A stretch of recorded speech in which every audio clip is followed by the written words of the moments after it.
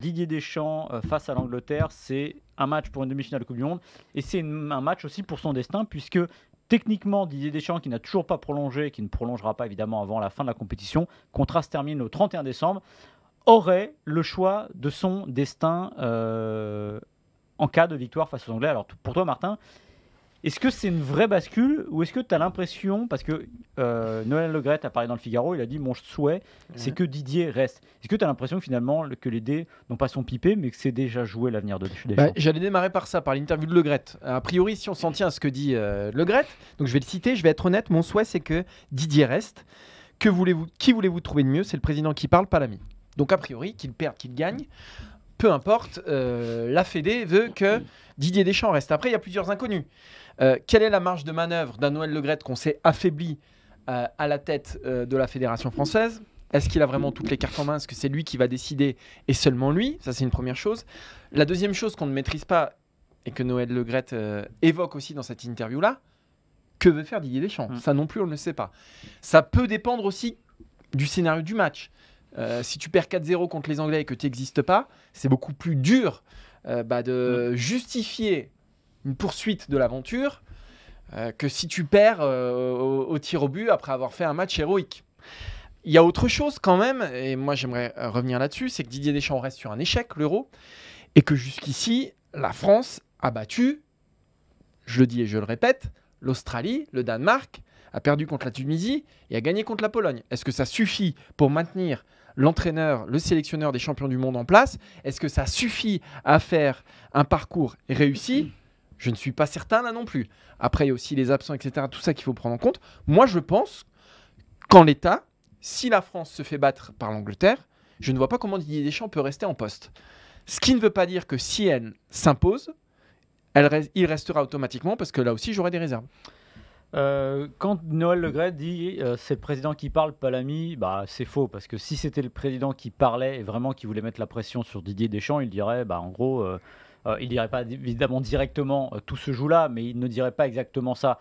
Dire mon souhait c'est qu'il reste, c'est une manière aussi d'être positif et de donner confiance à un groupe. Voilà, parce que toute forme de dissension qui arriverait après un quart de finale serait dramatique. 1 pour l'équipe de France, 2 pour Deschamps, 3 pour Noël Le Graët, parce qu'il ne faut pas oublier que la situation de Noël Le Graët n'est pas la plus stable de tout le sport mondial Non, ça, c'est sûr. dans les têtes de fédération. Donc voilà, il a raison de dire ça. Déjà, est-ce que Didier Deschamps va rester? Moi, alors encore une fois, c'est plus une opinion, une impression. J'ai l'impression que même s'il aime le poste, qu'il aura de toute manière fait le tour, quoi qu'il advienne, c'est-à-dire qu'il gagne la Coupe du Monde, qu'il perde en demi, qu'il perde en finale. Je ne sais pas s'il y a encore beaucoup à aller chercher. Je ne pense pas que ce soit une question d'énergie, parce qu'encore une fois, il est en train de prouver lors de cet Euro qu'il sait toujours manier un groupe, qu'il est toujours un formidable entraîneur de tournoi et qu'il sait vraiment gérer tous les problèmes, parce qu'il faut rappeler évidemment tout ce qui lui est tombé dessus depuis le début de la compète. Maintenant, il est certain qu'une défaite en quart de finale, il serait difficile de voir ça autrement qu'un échec. Alors tu as raison, des fois il y a le contenu, il y a évidemment des défaites crève-cœur, une main qui vous élimine. Alors une main évidemment c'est plus trop possible avec le VAR, mais on ne sait jamais, voilà, une erreur d'arbitrage. Ouais, mais tu es champion du monde là. Mais voilà, tu es champion du monde, et je pense que de toute manière, c'est toujours les temps, on va dire les temps médiatiques. Samedi soir, on serait les premiers à dire c'est injuste, mais après, le lendemain, on commencerait à se poser la question du pourquoi on en est arrivé là, et finalement, ça retomberait sur Deschamps. C'est un jeu médiatique aussi, tout simplement.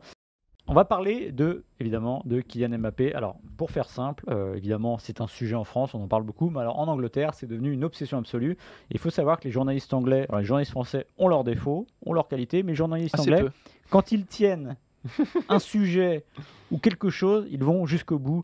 Je vous conseille de suivre les conférences de presse avec les Anglais, où je pense qu'il y a 850 questions sur Kylian Mbappé et évidemment comment le bloquer. Et l'Angleterre est très sympa, parce que le service de presse a envoyé hier Kyle Walker pour répondre aux questions.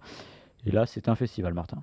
Bon, c'était un festival, il a une énorme confiance en lui. Je vais vous lire ses déclarations, enfin j'en ai retenu qu'une parce que je ne vais pas non plus vous noyer. Bien sûr que le fait d'avoir joué contre lui déjà quelques fois va m'aider. La dernière fois en Ligue des Champions, je lui ai mené la vie dure. Je comprends ce que je dois faire pour l'arrêter. C'est plus facile à dire qu'à faire, mais je ne me sous-estime pas. Bravo. Alors Martin, tu es en train de préparer un sujet brûlant sur Eurosport.fr où tu as regardé... l'intégralité. Tu n'as pas regardé tous les matchs entre Walker et Mbappé, mais on a un outil qui nous permet de revoir les actions. Je me suis quand même tapé toutes les actions, toutes les touches de balle, tous les duels de Walker chaque fois qu'il a affronté Kylian Mbappé. Donc ça fait quand même 5 matchs. Enfin, il y en a un que Kylian Mbappé n'a pas joué parce qu'il était blessé au mollet. Donc ça fait 4 matchs. Et ma conclusion, elle est assez claire, c'est que ces deux-là se sont affrontés, mais ils se sont côtoyés. Ils ne se sont pas vraiment affrontés. C'est-à-dire que Kyle Walker était toujours sur son côté droit et Kylian Mbappé était toujours dans l'axe. Alors de temps en temps, ça a frotté. Et c'est vrai, pour donner raison à Walker, que chaque fois que Kylian Mbappé s'est retrouvé en duel face à lui, c'est plutôt l'Anglais qui est sorti victorieux. Mais enfin là, sur donc on va dire 3 matchs et demi, parce que Walker ne joue qu'une mi-temps lors de France-Angleterre, sur 3 matchs et demi, il y a, 3-4 duels significatifs. Donc pour en tirer des conclusions, c'est absolument pas suffisant. Donc il fanfaronne beaucoup, Kyle Walker, c'est très bien. Je pense que ça aussi, ça fait partie d'une petite campagne de déstabilisation peut-être qui vise. Alors je ne sais pas si c'est l'équipe de France, Didier Deschamps, Kylian Mbappé, mais évidemment que ça vise aussi à dérégler la machine française qui pour le coup sur ce côté-là fonctionne à merveille. De toute façon, l'équipe d'Angleterre, elle part d'un constat, mais qu'on a tous fait, et nous les premiers ici dans cette émission. L'équipe de France ne s'en sortira pas sans Kylian Mbappé. Et que si l'Angleterre arrive à maîtriser Mbappé, il y a 60-70% du travail qui est fait. J'exagère un petit peu parce qu'il y a du Giroud, il y a du Dembélé, il y a du Rabiot et il y a du Griezmann. Mais force est de constater que depuis le début du tournoi, celui qui fait basculer les matchs, c'est Kylian Mbappé. Donc Walker, il a beaucoup de confiance en lui, mais sur ce que j'ai vu, il n'a pas trop de raison non plus de fanfaronner ainsi. Ouais, et puis moi je serais Didier Deschamps, je ne suis pas Didier Deschamps, je dirais à Mbappé et Dembélé de changer de côté un peu pendant le match. Troisième sujet, donc on va s'intéresser au banc de touche. Ça peut être là aussi un des tournants de ce quart de finale. Pourquoi ? Parce que l'équipe de France, j'allais dire historiquement sous Didier Deschamps et j'allais dire presque encore plus pendant cette Coupe du Monde, on l'a vu face à la Tunisie, souffre d'un manque de compétitivité de son banc de touche quand, en face, tu as des armes tranchantes, des armes décisives sur celui de l'Angleterre. Ouais. Et que si, à la 70e minute, ce quart de finale n'a toujours pas trouvé sa direction, et peut-être que l'équipe d'Angleterre, Maxime, aura la main. Ouais, en gros, une Coupe du Monde, on dit que ça se gagne à 23, 24, 25, 26, mais en fait, non, ça se gagne à 11, voire à 14, 15. Si on regarde le banc de l'équipe de France depuis le début de la compétition, déjà, c'est une équipe. Il faut se rappeler que déjà, c'est une équipe titulaire à qui il manque pas mal de joueurs. On va en citer 3, Pogba, Kanté, Benzema. Donc évidemment, quand vous allez piocher un peu plus loin, vous réduisez un peu la force du réservoir. Et si on regarde un peu les matchs de l'équipe de France, en substance, c'est Thuram qui rentre, Kingsley Coman qui rentre et Youssouf Fofana qui rentre. Voilà. Et Disasi en joker, mais c'était peut-être un peu plus de manière ponctuelle pour éviter le deuxième carton à Jules Koundé. Et ça ne sert pas à grand-chose globalement. Quand vous prenez, en fait, ce qui est toujours intéressant, c'est de regarder la différence entre le remplaçant et le titulaire.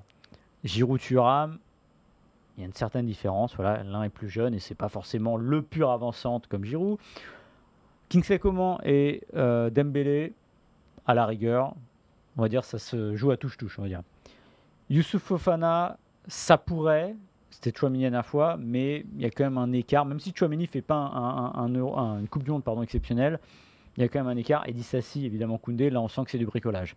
Donc oui, l'équipe de France, alors je ne me fie pas complètement à la Tunisie, parce que la Tunisie c'est un match à part. Pourquoi ? Parce que vous mettez tous les remplaçants en même temps ensemble, et qu'il n'y avait pas de sens à cette équipe-là. Mais en effet, il y a une grosse différence avec l'Angleterre. Voilà, Rashford est sur le banc. Rashford, ça peut être un titulaire, et c'en est presque un aussi. Grealish, dans l'absolu, ça peut le faire aussi. Voilà. En fait, la difficulté presque, la différence de l'équipe de France et de Deschamps, c'est de trouver les bons. Et Gareth Southgate, c'est se servir des bons hommes, parce que là, il y a vraiment abondance de biens. De toute façon, l'équipe de France, je crois que j'ai déjà dit dans cette émission, mais je vais le répéter, le banc de l'équipe de France n'a plus marqué un but en compétition internationale depuis France-Albanie à l'Euro 2016. Et c'était Griezmann qui l'avait marqué, donc un titulaire qui était sur le banc. Offensivement, l'équipe de France, le banc de l'équipe de France n'apporte pas grand-chose, que ce soit 2018, 2016, 2021, et là encore, sur cette compétition, 2014 un peu différent parce qu'il y avait Griezmann en super sub qui, pour le coup, faisait du bien. Et donc, il y a une vraie cassure entre le 11 et ceux qui viennent après. Et quel que soit le 11, là c'est un 11 qui a été quand même largement remanié du fait des absences. Dans les absents, on a oublié un qui est quand même Christopher Nkunku, qui est entre le 12e et le 13e homme depuis l'Euro globalement. Ouais. Et lui, il n'est pas là. C'est un homme qui marque beaucoup en Bundesliga et qui n'est pas là. Et donc, du coup, tu te retrouves forcément, tes solutions, elles sont un peu amoindries. Kolo Muani, c'est très bien aussi ce qu'il fait en Allemagne. Mais son expérience en équipe de France était nulle avant cet Euro. Enfin, nulle. Il y avait une ou deux sélections, je ne sais plus. Bref, il y a un fossé énorme. Quand vous prenez Rashford en équipe d'Angleterre, comparer Rashford en équipe d'Angleterre et Thuram ou Kolo Muani, ça a à peu près rien à voir. Donc, il ne faudrait pas qu'à la 80e minute, il y ait un petit 0-0 et que le quatrième arbitre commence à s'agiter parce que là, ça sentirait pas très bon pour l'équipe de France.